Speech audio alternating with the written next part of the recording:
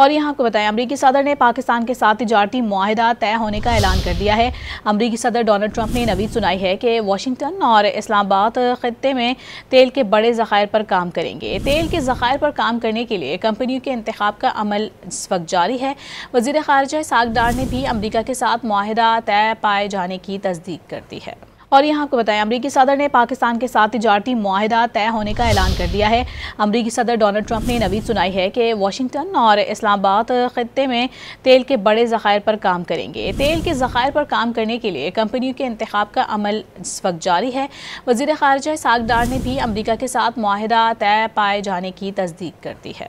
और यहाँ आपको बताएं, अमरीकी सदर ने पाकिस्तान के साथ तिजारती मुआहिदा तय होने का ऐलान कर दिया है। अमरीकी सदर डोनाल्ड ट्रंप ने नवीद सुनाई है कि वाशिंगटन और इस्लामाबाद खित्ते में तेल के बड़े ज़खायर पर काम करेंगे। तेल के ज़खायर पर काम करने के लिए कंपनियों के इंतखाब का अमल इस वक्त जारी है। वज़ीर ख़ारिजा इसहाक डार ने भी अमरीका के साथ मुआहिदा तय पाए जाने की तस्दीक कर दी है।